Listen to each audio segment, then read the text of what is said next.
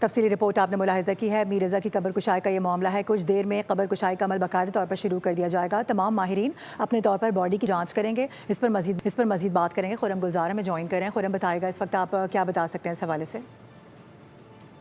جی بالکل، میر کی قبر کشائی کا جو عمل ہے وہ کاغذی کارروائی شروع کر دی گئی ہے۔ پولیس سرجن ڈاکٹر سمیہ سمیت میڈیکل بورڈ کی ٹیم کی ٹیم ہم دیکھ رہے ہیں یہاں موقع پہ موجود ہے۔ تمام انتظامات مکمل کر لیے گئے ہیں۔ اس سے پہلے ڈاکٹر سمیہ کا یہ کہنا ہے کہ ڈی این اے کے سیمپل جو ہے وہ حاصل کیے جائیں گے۔ والد اور والدہ جو کہ اس وقت قبرستان میں ہی موجود ہیں، ان کے ڈی این اے حاصل کیے جائیں گے، اور ساتھ ہی جو باڈی ہے قبر کشائی کے بعد پوسٹ مارٹم میں سب سے پہلے باڈی کا بھی ڈی این اے حاصل کیا جائے گا تاکہ شناخت کا جو عمل ہے وہ مکمل ہو سکے۔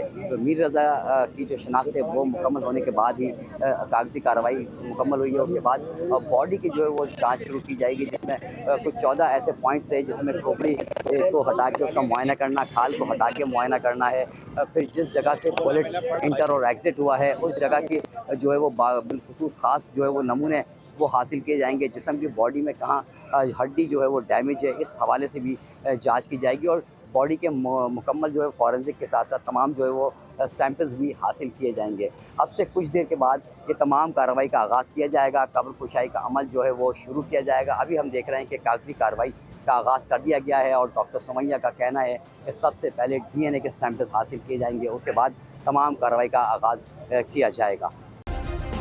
سبسکرائب کریں اور بیل دبائیں تاکہ کوئی خبر رہ نہ جائے۔